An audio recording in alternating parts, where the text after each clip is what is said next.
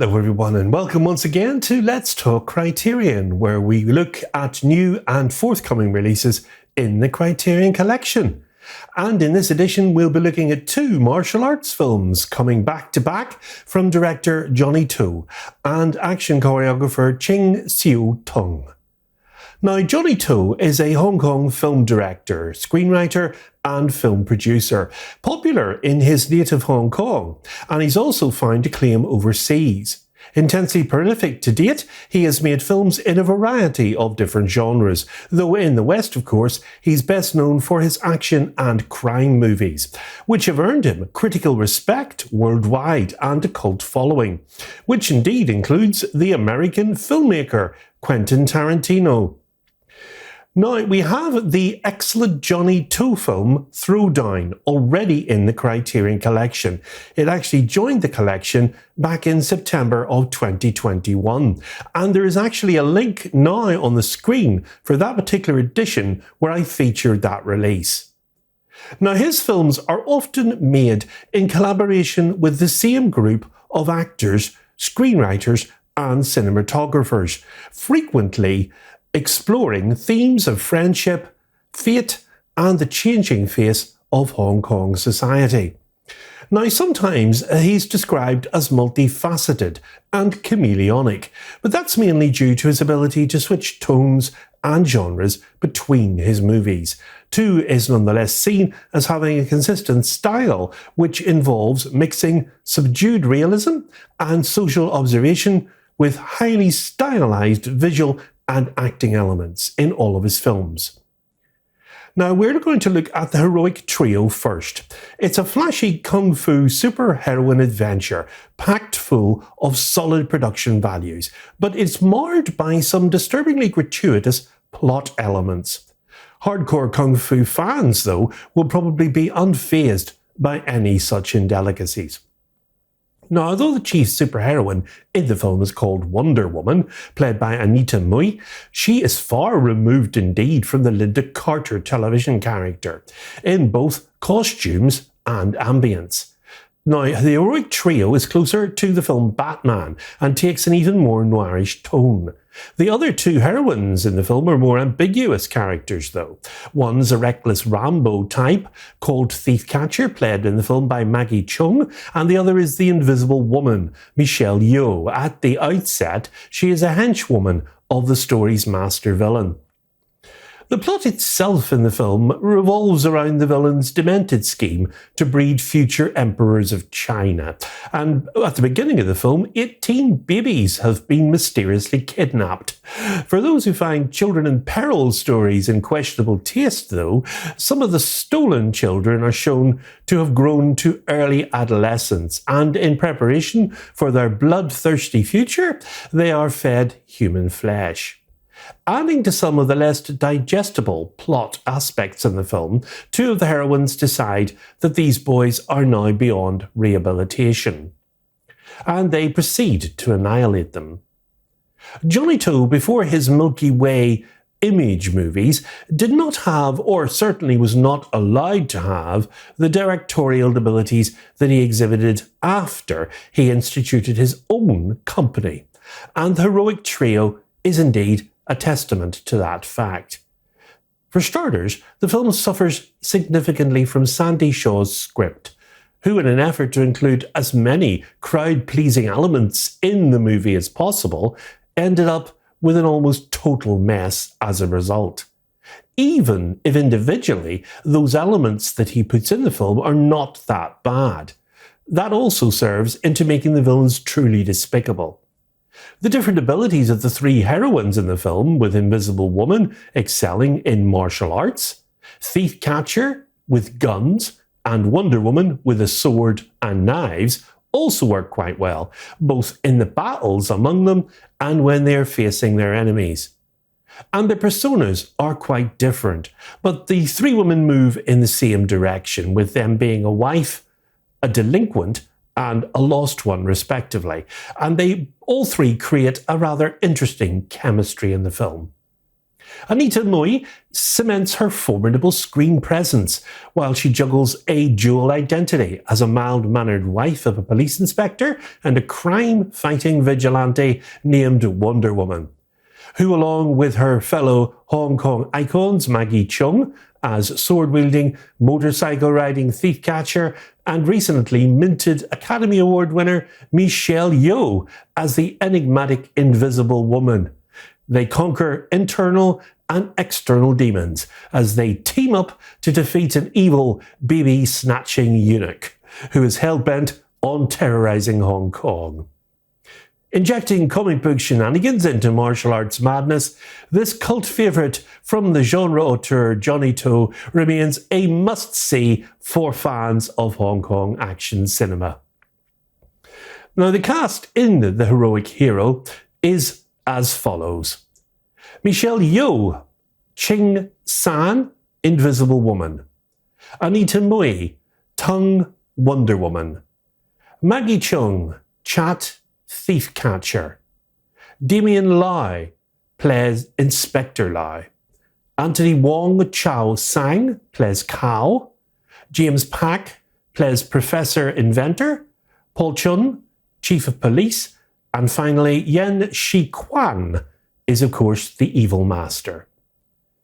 Now, the sequel, shot in the same year, that's 1993 as the original, is called Executioners, and it includes the same cast. That's Maggie Cheung, Michelle Yeoh, Anita Mui, Anthony Wong, and Johnny To, of course, is in the director's chair, having added Sean Lau and Takeshi Kaneshiro into the cast, and Chin Seo Tung as co-director. The action director, of course, in the previous film, thus boasting an even more impressive collection of names for the sequel. And furthermore, and although the issues with the narrative continues in the sequel, they do seem to have toned them down significantly, while Michelle Yeoh this time definitely rises to the occasion, especially in the sequel. Now, the story in the sequel takes place in a dystopian future. It's set 10 years after the events of the first film, when a nuclear explosion has caused environmental pollution to occur, and of course it contaminates the water supply and leaves Hong Kong in total chaos. Disfigured genius Mr. Kim is the head of the Clear Water Company, and they of course make efforts to control the country by controlling the water supply. And they're quite cunning as well, as his cooperation with the messiah-like figure of human rights activist Chong Hong has given him a completely different hypostasis than his actual one. His real plans, however, involve overthrowing the government and plunging the state into chaos, and beginning, of course, by the assassination of the president. In the meantime, Wonder Woman has adapted to domestic life at home in an effort to be a better wife to her husband, who has since been promoted to the police chief, and her daughter Cindy. Invisible Woman is trying to atone for the atrocities that she committed under the orders of the evil master, having Kai, the masked henchman of her former boss, now as her sidekick, controlling him with a whistle. Thief Catcher continues her games while she steals water from the company and sells it to the highest bidder. And despite the efforts of a man who always seems to be very close to her, that's Tak, the relationship of the three is quite harmonic, as indeed it's exhibited in a sexually undertoned scene that has all three of them in the same bathtub.